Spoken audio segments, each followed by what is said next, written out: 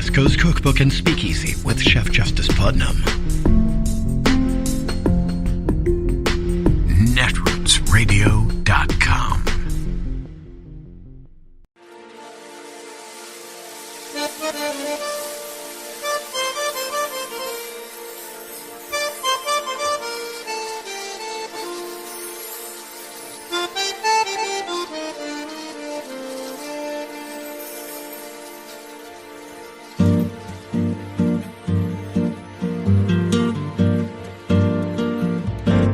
Je voudrais du soleil vert, des dentelles et des théières, des photos de bord de mer, dans mon jardin d'hiver. Je voudrais de la lumière, comme en Nouvelle-Angleterre. Je veux changer d'atmosphère, dans mon jardin d'hiver.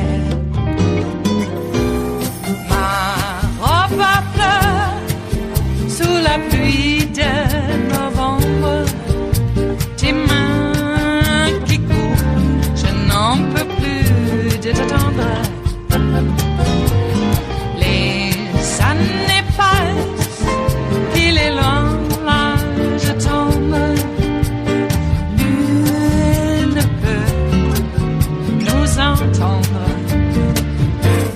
Je voudrais du Fred Astaire, revoir un latte. And we begin the readout tonight with President's Day, a federal holiday that technically only celebrates the birthday of America's first president, George Washington, which is why it's written with an apostrophe S.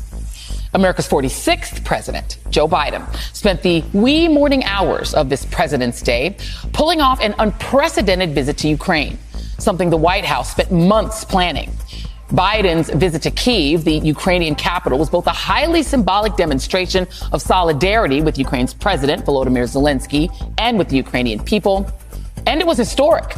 The surprise visit was the first time in modern history that a U.S. commander-in-chief visited a war zone where the U.S. or its allies did not control the airspace and where there are no American troops on the ground. It was a highly guarded and grueling trip that included a 10-hour train ride for the famously train-loving Biden into the heart of the country. In Kyiv, the president insisted that the U.S. will remain steadfast in its support of Ukraine and announced an additional aid package. Together, we've committed nearly 700 tanks and thousands of armored vehicles, 1,000 artillery systems, more than 2 million rounds of artillery ammunition, more than 50 advanced launch rocket systems, anti-ship and air defense systems, all defend Ukraine, and that doesn't count the other $500 million we're announcing with you today and tomorrow. The American president was one of the last Western leaders to make this journey. President Zelensky, sitting shoulder to shoulder with Biden, praised the trip as historic, timely, and brave. Thank you very much for coming, Mr. President, at a huge moment of supporting the Ukraine. Biden's visit came just 2 days after Vice President Harris attended the annual Munich Security Conference in Germany and announced that the U.S. had determined that Russia has committed war crimes against humanity and crimes against humanity during its now year-long invasion of Ukraine. I say to all those who have perpetrated these crimes and to their superiors who are complicit in these crimes, you will be held to account. As the president and vice president affirmed the United States' commitment to Ukraine's freedom and to the NATO alliance, the pro-Putin faction in America held a weekend rally, complete with pro-Russia demagoguing. The Rage Against the War Machine rally went about how you'd expect, Russian flag and all. This proxy war that we're fighting against Russia right now could turn at any moment into a direct conflict between the United States, NATO, and Russia. I think that we can deal with the war issue very simply. And believe me, and I'll explain it more why I believe this, that the answer is end the Fed. You and Antony Blinken and Victoria Nuland and Jake Sullivan and the rest of the warmongering neocons at the heart of government here in Washington, along with the vassal states in NATO, are the principal provocateurs. Yes, that was Ron Paul, and that was Roger Waters. Wow. Meanwhile, over on Fox News, clearly showing zero signs of embarrassment or self-reflection after having been exposed as knowingly lying to their audience about the 2020 election, things went about how you'd expect as well. We've entered into this Mad Max era of foreign policy because we have no leadership at the White House. And of course, Putin has taken advantage of this. China's eyed Taiwan. And then, we've pushed them closer together. But, I think the question for a lot of people of the audience is how long does this go on? What does winning look like?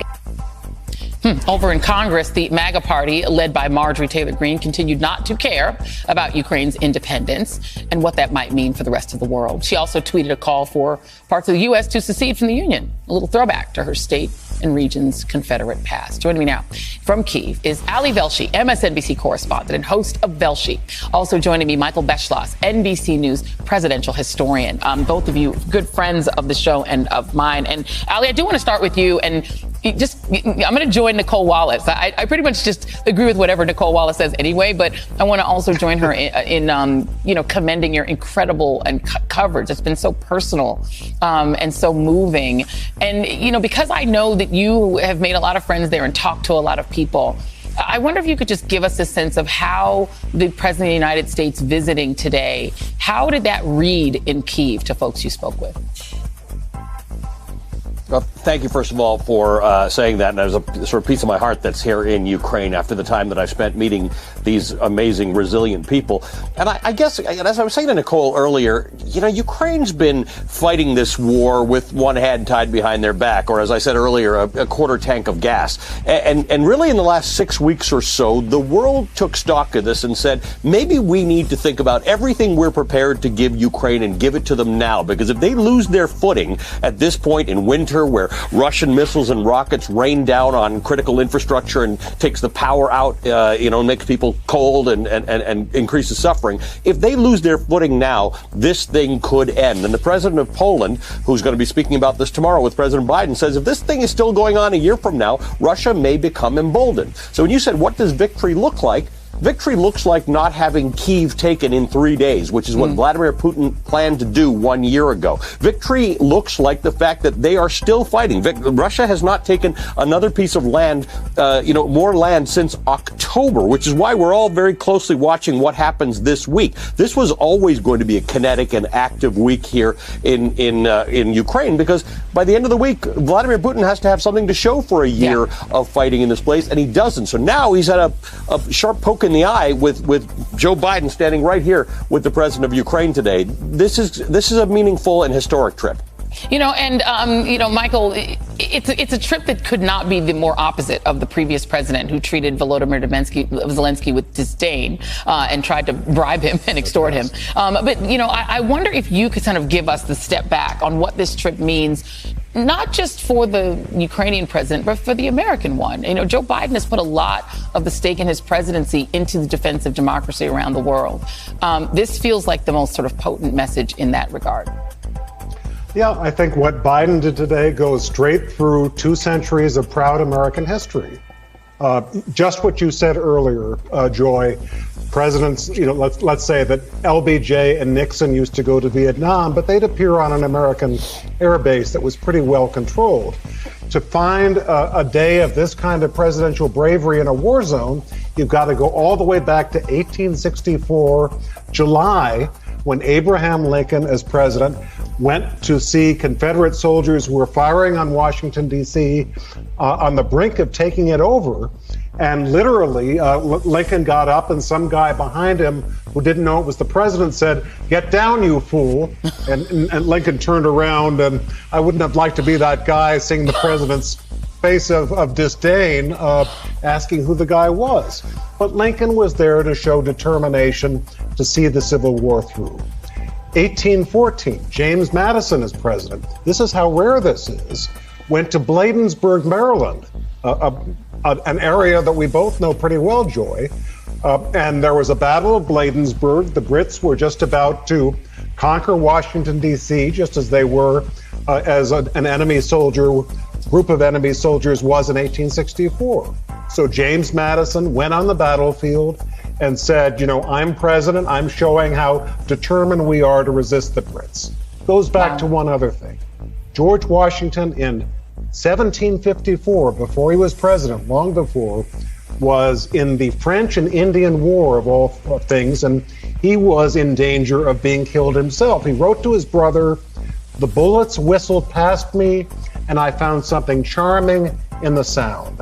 That's what presidential bravery in wartime is. Yeah. Joe Biden goes all the way back to that. That is incredible. This is why we love to have you on. It's like the best dinner party ever. We hear all these wonderful stories from history. And Ali, this was to the point that Michael just made. This was a trip that was with tremendous risks. We are not obviously at war with Russia, but had anything happened to that train, or had he flown in or anything, there were deconfliction procedures that were taken, where the sort of back channels had to be issued to make sure that President Biden was safe. Can you talk a little bit about the complexity of getting this particular world leader into Kyiv? Well, I encourage everybody to read the accounts of it that were given by the pool reporters who were on it, because it reads like a wartime thriller, which is remarkable. First of all, Joe Biden might be the only guy with a smile on his face like that after getting off a 10-hour train ride, because he really likes the train.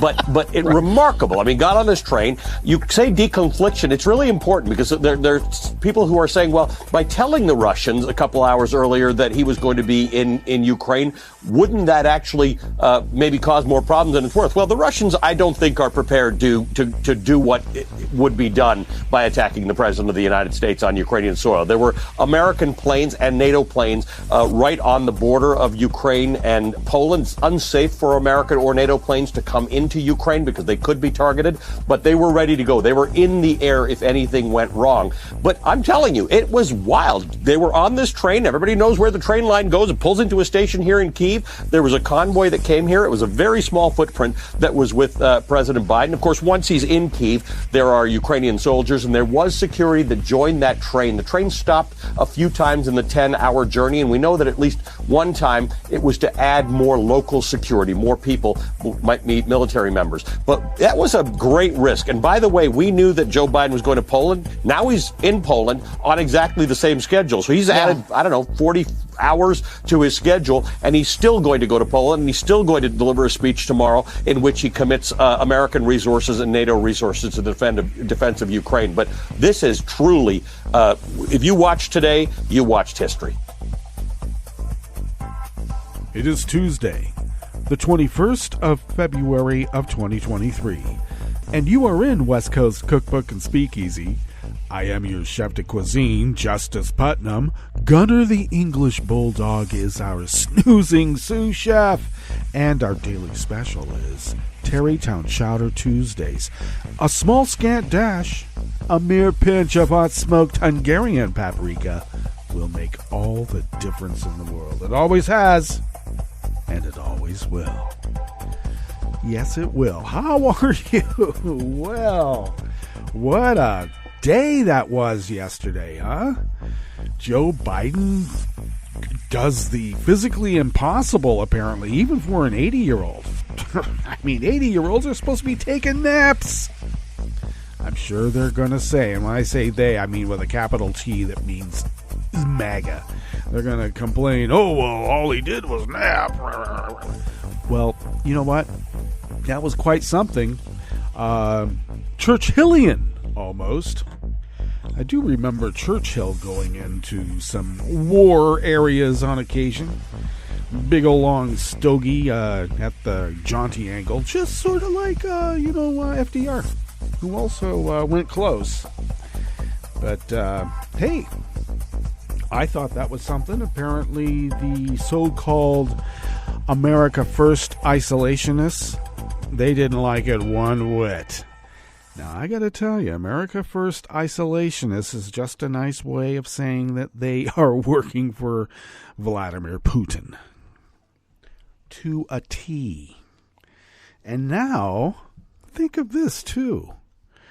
One of the most pro-Putin of the Fox commentators on the Fox propaganda channel is getting all the security video and all the security tapes and all the angles and the escape routes and the secret rooms, maybe even right down to passcodes on a keypad. That guy is getting it all. Now, no one can tell me that Kevin McCarthy is not a national security threat, because Vladimir Putin gave his speech today, and I gotta tell you, talking points are like right there with Fox, and it just begs the question, which came first? Vladimir Putin Russia propaganda egg, or the Fox propaganda chicken? Which came first? Yes, we are waiting with bated breath. It is a metaphysical, philosophical question that we all know the answer to. All right? Because the answer is right out of Meatballs. It just doesn't matter. Because they're doing it. It's like synchronicity. Some mystery in the universe that causes two independent objects to behave and act and believe in the same way. Jungian. That's what we call it. Well, I'll tell you what. There's another term called cohort. And it sure sounds to me like there's a lot of cohorting around. Cohorting? Cohorting? A lot more than really should be allowed. Funny how all of a sudden they're anti-war peaceniks. Jesus, the goose steppers. They always turn this BS around and use it against you. That's what they do. We're just saving the kids while they grind the kids down into, I don't know, unrecognizable meat from their high-powered weaponry that anybody, even a 6-year-old, can carry down the middle of the street. Can't carry a book in school about slavery. Kids can carry a gun down the middle of the street. It's not the hippies. It's not woke doing that. Yeah, we are the irresponsible ones. And yeah, you know, I don't want my kid indoctrinated by these damn Nazis running around taking over school boards with their guns and their yelling. And to be honest with you, I don't want any kid being indoctrinated into that BS. They don't have a constitutional right to that. I know people will say it's a slippery constitutional slope to say that we can't have the kind of speech that might border on being anti-government. They should have the right to be anti-government. Well, I would think that if you are espousing the violent overthrow of the United States of America to get your way and using terroristic tactics on a wide-ranging scale to get your way, I would think that just would not be allowed. Can't do it. If you are calling for the destruction of the United States of America, if you are calling for a divorce between the red and the blue states, that's not allowed. You can't, maybe you can't be a sitting member of Congress if you are calling for the violent abdication of your constitutional oath. But that's just me. I'm a constitutional absolutist. Yeah. You don't have a constitutional right to violently overthrow the United States of America and then get others to help you. Can't do it. Why is that so hard? Because I'll tell you why. It's a slippery slope, because you can get anybody that will say, oh, well, you sneezed over in my way and that was insulting the government, and so away you go. That's why. Because you get people who don't care about the law. They don't care about precedent. They don't care about history. They don't even know anything about it. They're just going to make it up as they go along because they are they and we are not. I'm the president. You're not. How many times do we have to hear that petulant, petty cry?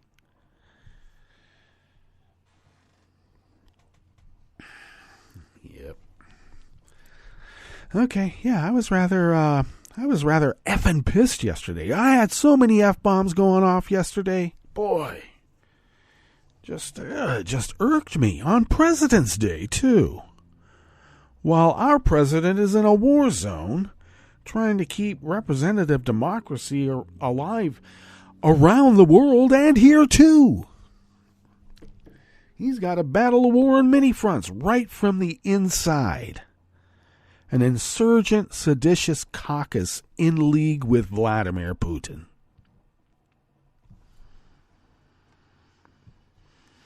Can't do anything about that, I guess.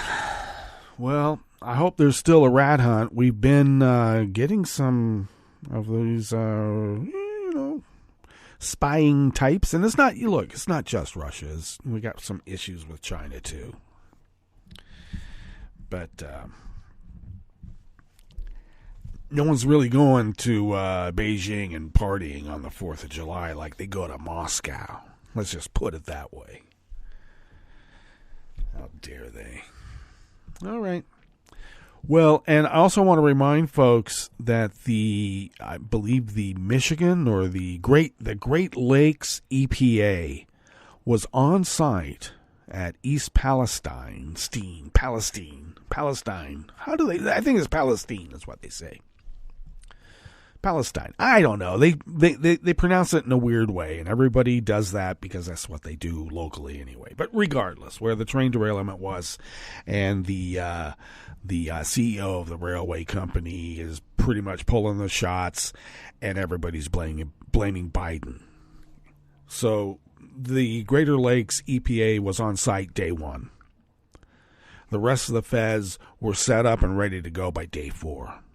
And in those intervening days from day 1 to day 4, they were asking, they being the feds, over and over and over to DeWine, are you going to declare an emergency so we can get to work?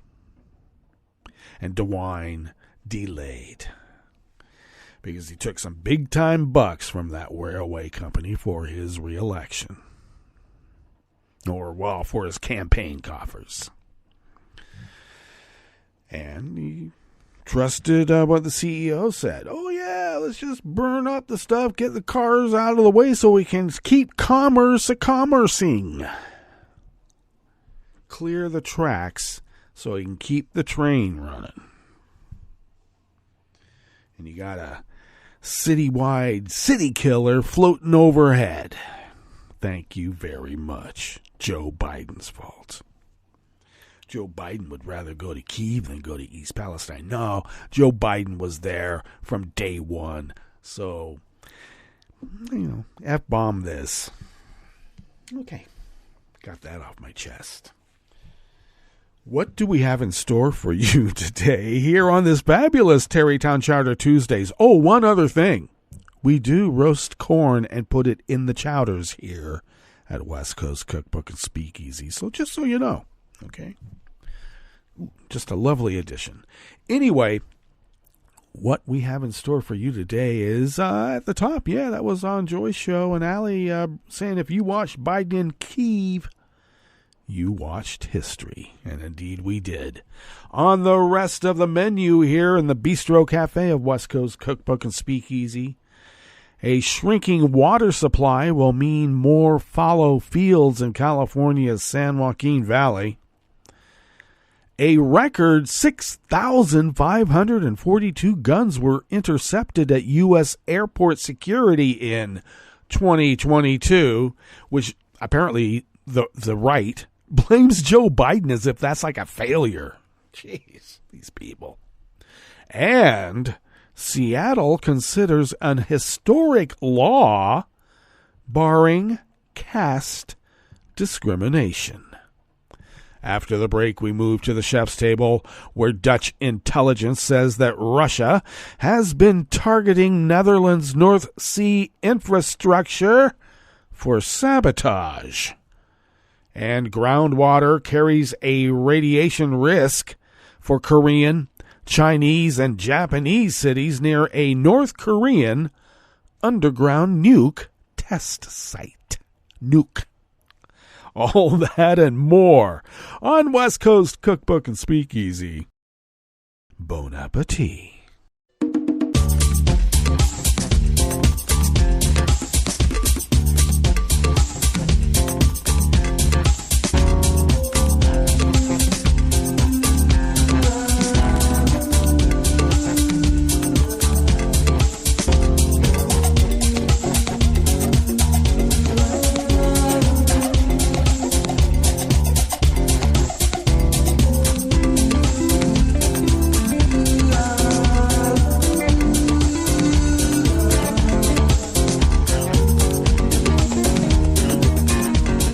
Near the bottom of our homepage at netrootsradio.com, to the right of the page is the chat room link, and the chat room is monitored by Kelly Lincoln. Thank you, Kelly.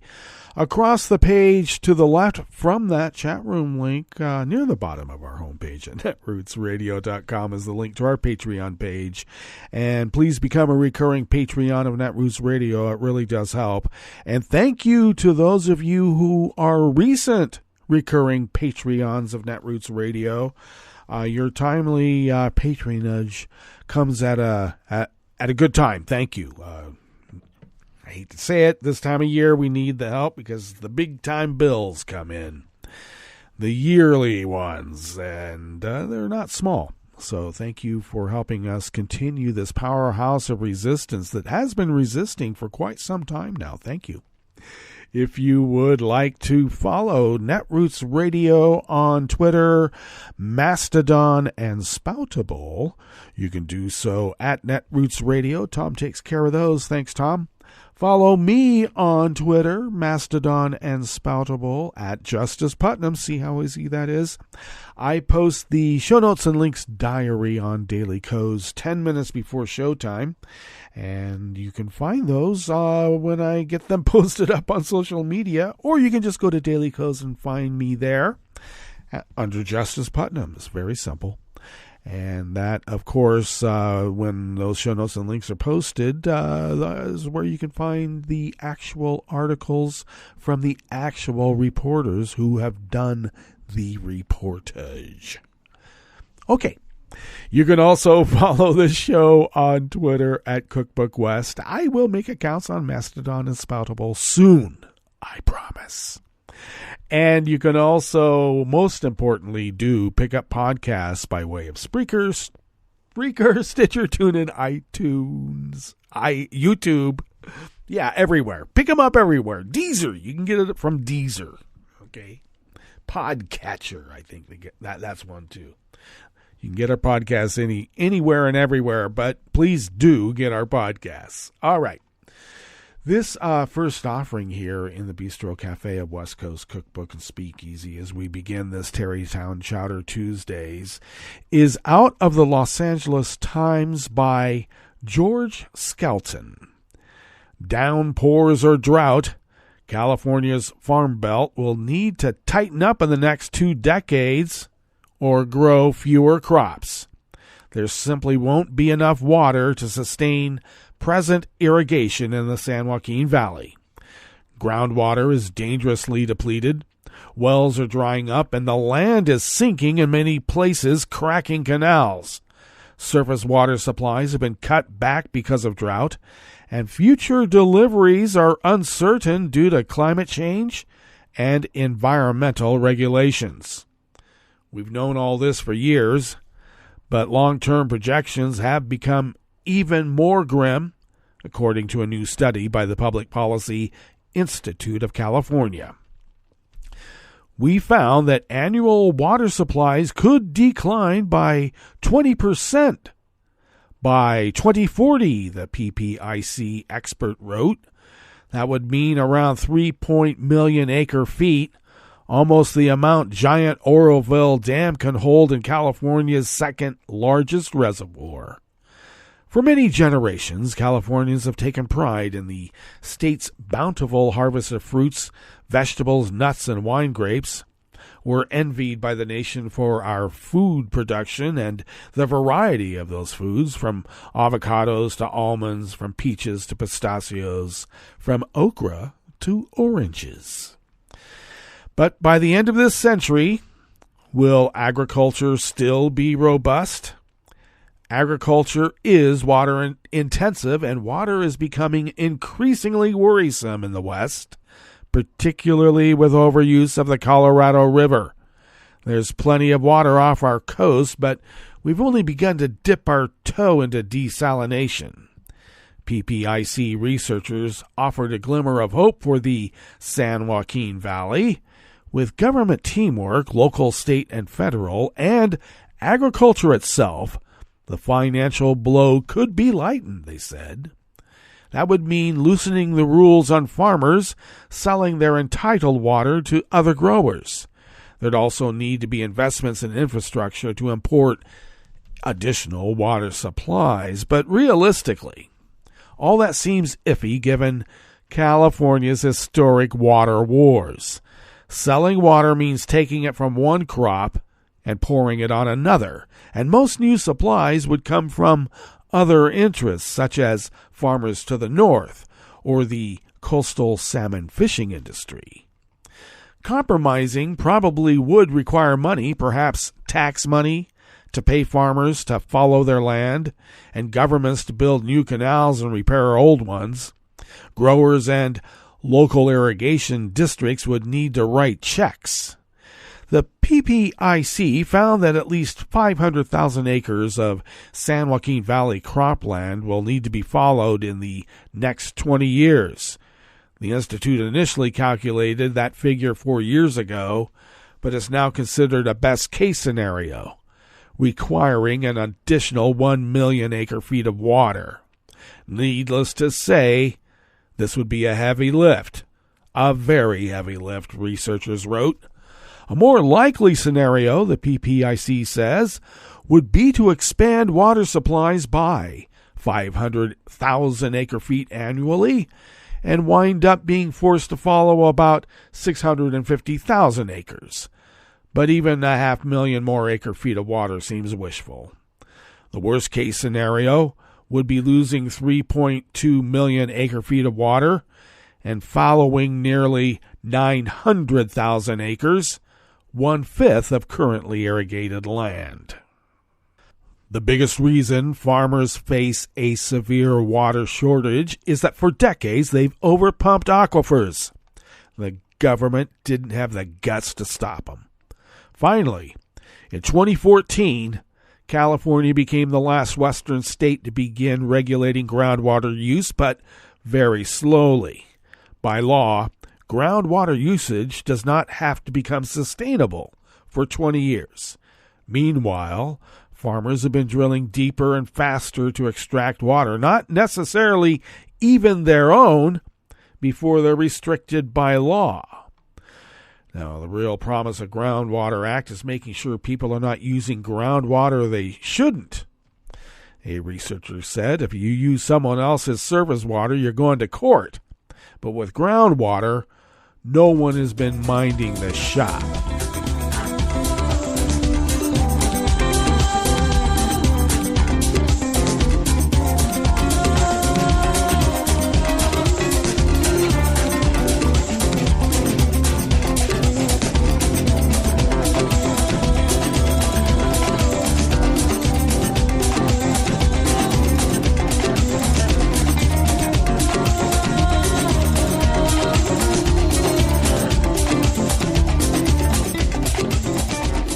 Rebecca Santana of the Associated Press brings us this next offering here in the Bistro Cafe of West Coast Cookbook and Speakeasy. The woman flying out of Philadelphia's airport last year remembered to pack snacks, prescription medicine, and a cell phone in her handbag, but what was more important was that she forgot to unpack a loaded .380 caliber handgun in a black holster. The weapon was one of 6,542 guns the TSA intercepted last year at airport checkpoints across the country. The number, roughly 18 per day, was an all-time high for guns intercepted at U.S. airports and is sparking a concern at a time when even more Americans are armed. What we see in our checkpoints really reflects what we're seeing in society, and in society there are more people carrying firearms nowadays, TSA Administrator David Pekoski said. With the exception of the pandemic-disrupted 2020, the number of weapons intercepted at airport checkpoints has climbed every year since 2010. Experts think this is an epidemic of would-be, or experts do not think this is an epidemic of would-be hijackers. Nearly everyone caught claims to have forgotten they had the gun with them, but they emphasize the danger when even one gun can pose in the wrong hands on a plane or at a checkpoint. Guns have been intercepted literally from Burbank, California to Bangor, Maine. But it tends to happen more at bigger airports and areas with laws more friendly to carrying a gun, Pekoski said. The top 10 list for gun interceptions in 2020 includes Dallas, Austin, and Houston in Texas, 3 airports in Florida, Nashville, Tennessee, Atlanta, Phoenix, and Denver. Pekoski isn't sure that "I forgot" excuse is always true, or whether it's a natural reaction to getting caught. Regardless, he said, it's a problem that must stop. When TSA staffers see what they believe to be a weapon on the X-ray machine, they usually stop the belt so the bag stays inside the machine and the passenger can't get to it. Then they call the local police. Repercussions vary depending on local and state laws. The person may be arrested and have the gun confiscated, but sometimes they're allowed to give the gun to a companion not flying with them and continue on their way. Unloaded guns can also be placed in check bags, assuming they follow proper procedures. The woman in Philadelphia saw her gun confiscated and was slated to be fined. Those federal fines are the TSA's tool to punish those who bring a gun to a checkpoint. Last year, TSA raised the maximum fine to $14,950 as a deterrent. Passengers also lose their pre-check status that allows them to bypass some types of screening for 5 years. It used to be 3 years, but about a year ago, the agency increased the time and changed the rules. Passengers may also miss their flight as well as lose their gun.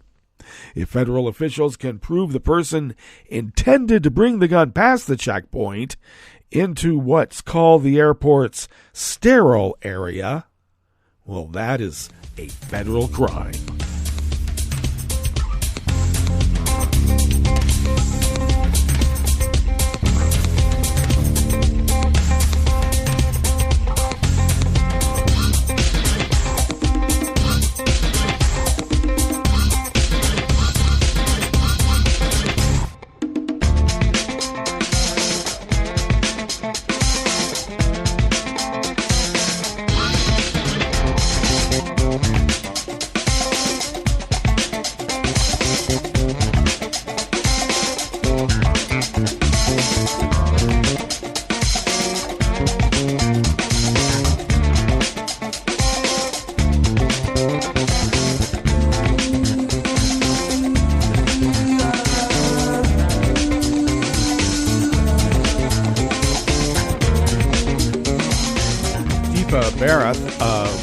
Associated Press brings us this final offering here in the Bistro Cafe of West Coast Cookbook and Speakeasy, Tarrytown, Chowder Tuesdays. One of Shama Sawant's earliest memories of the caste system was hearing her grandfather, a man she otherwise loved very much, utter a slur to summon their lower caste maid. The Seattle City Council member, raised in an upper caste Hindu Brahmin household in India, was 6 when she asked her grandfather why he used that derogatory word when he knew the girl's name. He responded that his granddaughter talked too much. Now, age 50, an elected official in a city far from India, Sawant has proposed an ordinance to add caste to the Seattle's anti-discrimination laws. If her fellow council members approve it today, Seattle will become the first city in the United States to specifically outlaw caste discrimination. In India, the origins of the caste system can be traced back 3,000 years as a social hierarchy based on one's birth. While the definition of caste has evolved over the centuries under both Muslim and British rule, the suffering of those at the bottom of the caste pyramid, known as the Dalits, which in Sanskrit means broken, has continued. In 1948, a year after independence from British rule, India banned discrimination on the basis of caste, a law that became enshrined in the nation's constitution in 1950. Yet, the undercurrents of caste continue to swirl in India's politics, education, employment, and even in everyday social interactions. Caste-based violence, including sexual violence against Dalit women, is still rampant. The national debate in the United States around caste has been centered in the South Asian community, causing deep divisions within the diaspora.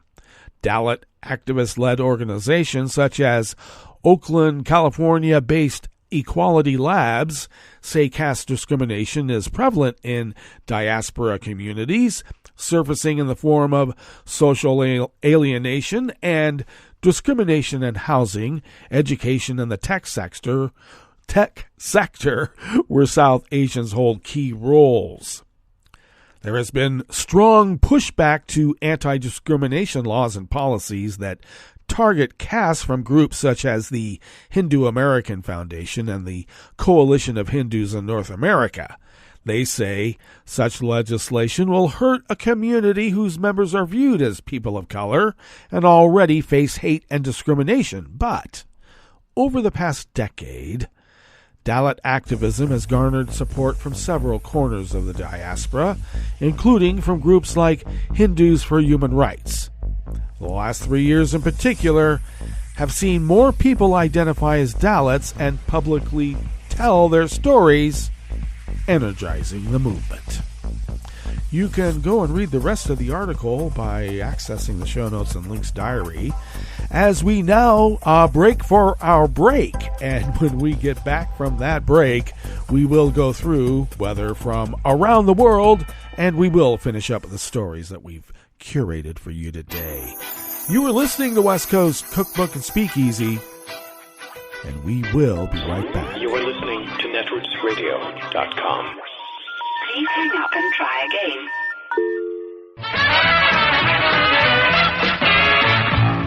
From a point at sea to the circles of your mind, a new force is at work for planetary transformation. New radio for a new Earth.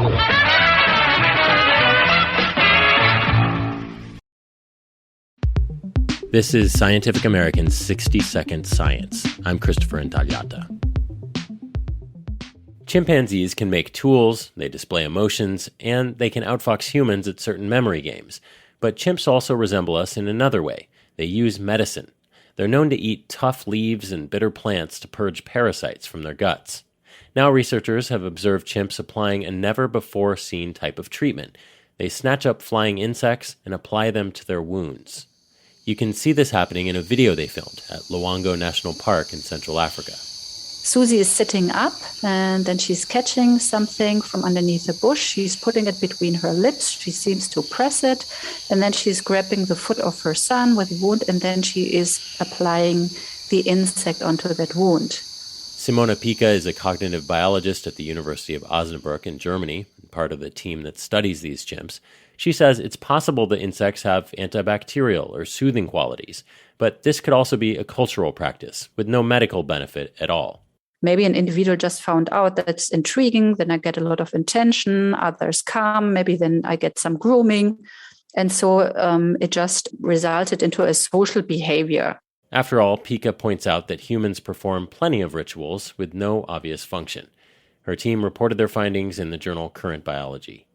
And they write that this could be an example of what's called pro-social behavior. They help each other, and it's not just the mother helping her offspring, and it's not somebody helping somebody to increase their genetic benefits, but it's also individuals who are not related with each other. As for the insects, the team has not yet identified any remains. Because it's probably very, very tiny pieces, and we are primatologists. But now we talk to entomologists, and now we have an idea of how to find even smallest remains. And then there are also techniques to then identify the species. If they do, they'll be able to learn more about what function this practice might have, if any. And perhaps we humans will be able to learn some medicinal tricks from our primate cousins.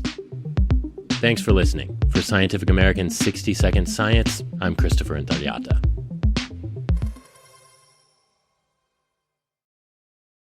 Hi, it's Tom. Could we humbly suggest your donation to netrootsradio.com? All we've got to run this 24-hour powerhouse of progressive resistance radio is what comes out of our own wallets. And you are our biggest donor. It doesn't take much, $3, $5. Just go to the bottom of our netrootsradio.com page and hit our secure donate button. Heck, you can even make a recurring contribution. So donate what you'd like at the bottom of our netrootsradio.com's homepage. Because you are our biggest donor. netrootsradio.com. Together, we are Resistance Radio.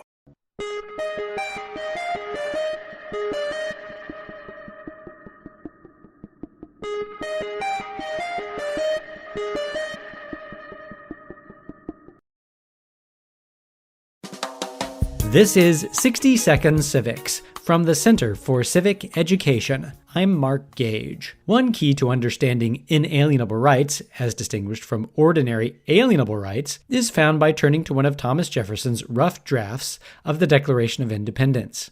There, he originally wrote that all men are endowed by their Creator with inherent and inalienable rights. Shortly before Jefferson wrote those words, the Virginia Declaration of Rights stated that all men are by nature equally free and independent and have certain inherent rights, of which, when they enter into a state of society, they cannot, by any compact, deprive or divest their posterity, namely, the enjoyment of life and liberty, with the means of acquiring and possessing property, and pursuing and obtaining happiness and safety. The similarity of this passage in the Virginia Declaration and Jefferson's version is readily apparent. The Virginia Declaration defines inherent rights as those that all men cannot divest their posterity. The key words here are inherent and cannot. The rights Jefferson calls both inherent and inalienable are those that we are unable to get rid of, for the simple reason that they are part of us, helping to define what we are. That's all for today's podcast. 60 Second Civics, where civic education only takes a minute.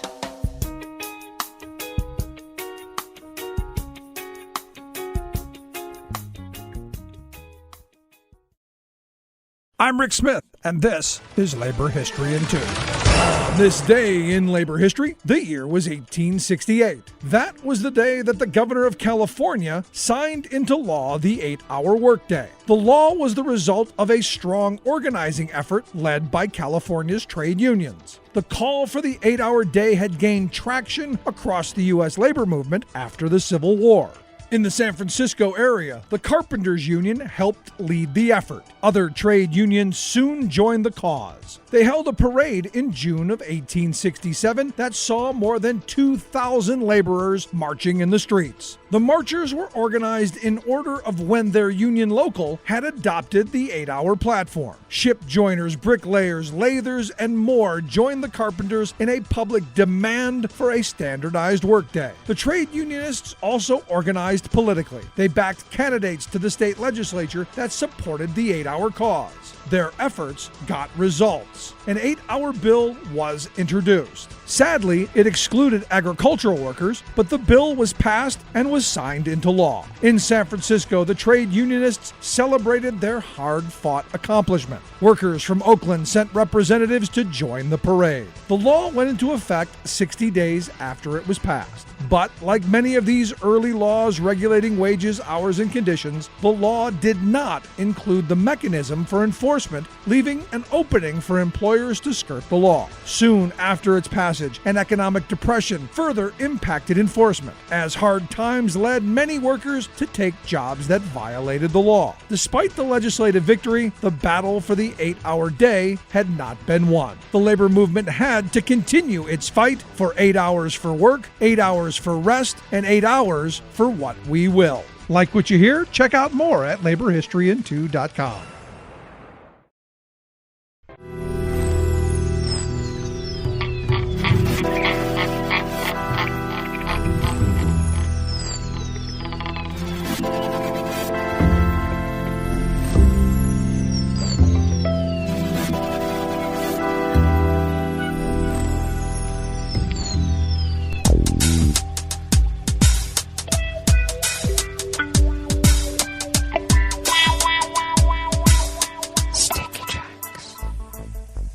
Thank you for accompanying us here to the Chef's Table at West Coast Cookbook and Speakeasy, Tarrytown Chowder Tuesdays. We always begin, whether from around the world, along the banks of the Rogue River, in the Rogue River Valley of Southern Oregon on the west coast of the continental United States of America, where it is currently 42 degrees Fahrenheit under a winter storm warning. Cloudy conditions today. We will be much cooler, expecting a high of only around 42 at the highest. Rain showers this morning, which is happening as we speak, changing to mixed rain and snow during the afternoon hours. Winds are out of the west-northwest at 10 to 15 miles per hour. And I gotta say, there's some gusts that are pretty darn stiff, and I gotta go batten down the hatches as soon as I can. Looks like variable clouds tonight with snow showers, lows in the upper 20s, low 30s. Winds will be light and variable, and we'll be getting a little bit more than an inch of snow. And then snow showers in the morning tomorrow will give way to a mixture of rain and snow in the afternoon. Highs in the upper 30s. Winds out of the west at 5 to 10 miles per hour. And snow accumulations around an inch. Looks like pollen is rated as none here in Rogue River itself. The air quality index for the region is in the good range at 29 parts per million, and the daytime UV index is moderate at level 3. Barometric pressure is falling at 29.97 inches. Visibility is at 9 miles, and relative humidity is at 86%. Weather from around the world is brought to you by a crowd of crowdsourced weather stations that a crowd crowdsources from around the world. London is 50 degrees and cloudy. Paris is 61 and sunny. Rome is 58 degrees and mostly cloudy. Kyiv is 41 and mostly cloudy. Kabul is 39 and clear. Hong Kong is 61 and fair. Tokyo is 36 degrees and clear. Sydney, Australia is 70 degrees with showers in the vicinity. San Francisco, California is 51 degrees and mostly cloudy with a small craft advisory on the bay and offshore. And New York New York is 40 degrees Fahrenheit and cloudy. And that is weather from around the world, brought to you by a crowd of crowdsourced weather stations that a crowd crowdsources from around the world.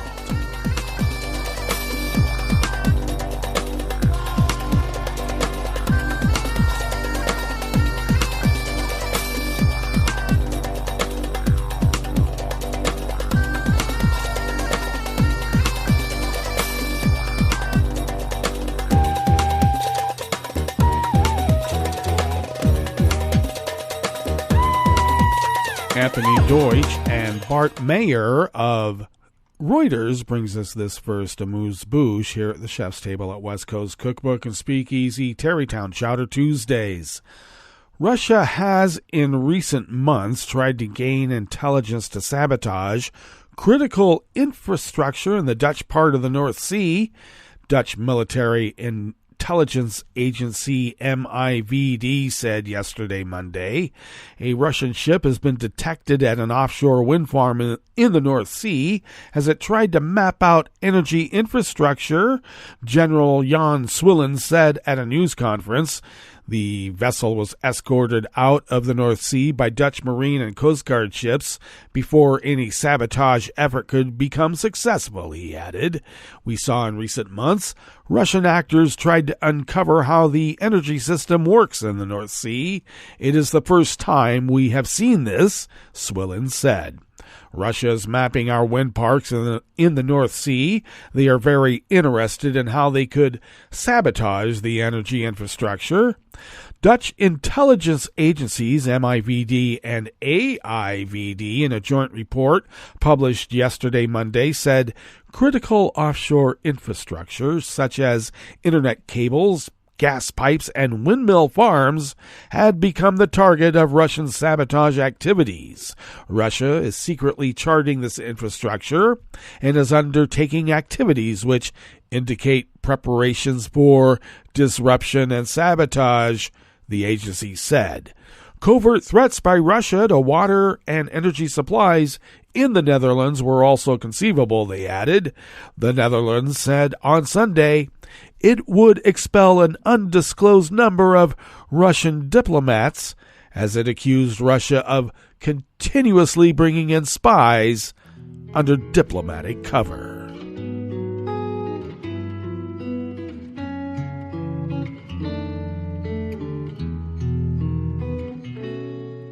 Je te donne ce mon amour pour la vie entière, la promesse de me trouver à tes genoux. Aussitôt que tu m'appelles, rester toujours fidèle, c'est tout, c'est tout. Je te donne tous mes printemps, mes étés de mer, mes automnes quand les feuilles tombent partout. Si ce n'est pas une bonne affaire, je te donne tous mes hivers. Yan-Hee Shin of Reuters brings us this final amuse-bouche here at the chef's table at West Coast Cookbook and Speakeasy. Tens of thousands of North Koreans and people in South Korea, Japan, and China could be exposed to radioactive materials spread through groundwater from an underground nuclear test site, a Seoul-based human rights group said in a report today.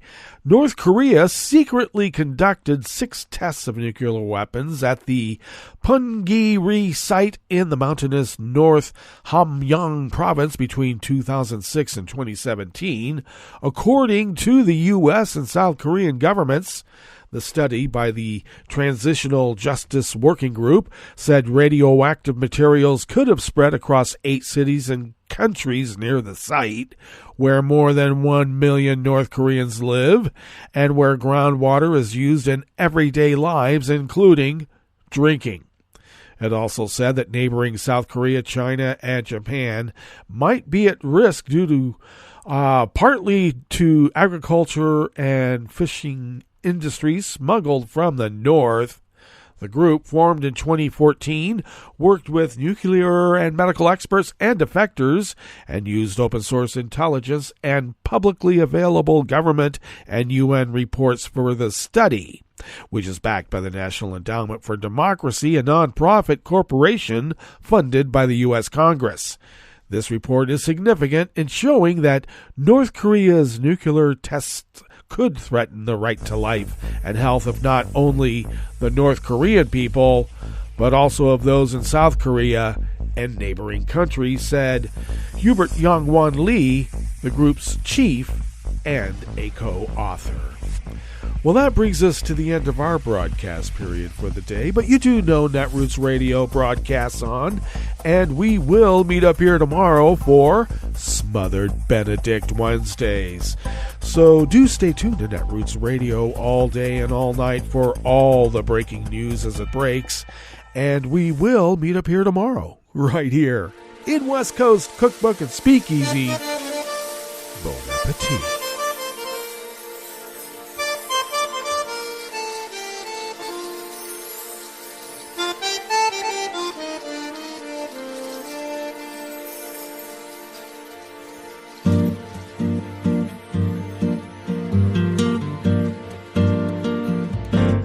Je voudrais du soleil vert, des dentelles et des théières, des photos de bord de mer, dans mon jardin d'hiver. Je voudrais de la lumière, comme en Nouvelle-Angleterre. Je veux changer d'atmosphère, dans mon jardin d'hiver. Ma fleur sous la pluie de novembre, tes mains qui courent, je n'en peux plus de t'attendre. Les années passent, il est loin, là je tombe. Nul ne peut nous entendre.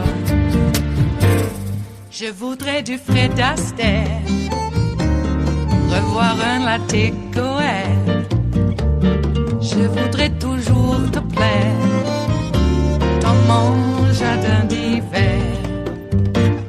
Je veux déjeuner par terre, comme au long de golfe clair, t'embrasser les yeux ouverts dans mon jardin d'hiver.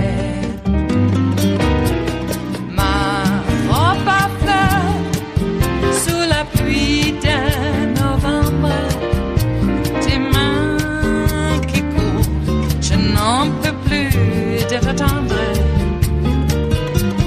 Les années passent, il est loin, là je tombe.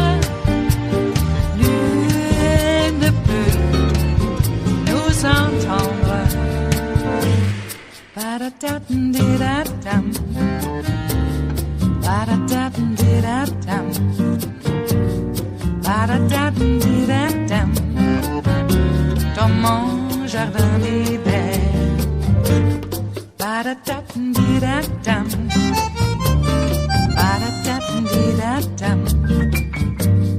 Ba-da-da-dum-di-da-dum. Dans mon jardin d'hiver. Dans mon jardin d'hiver. Dans mon jardin d'hiver.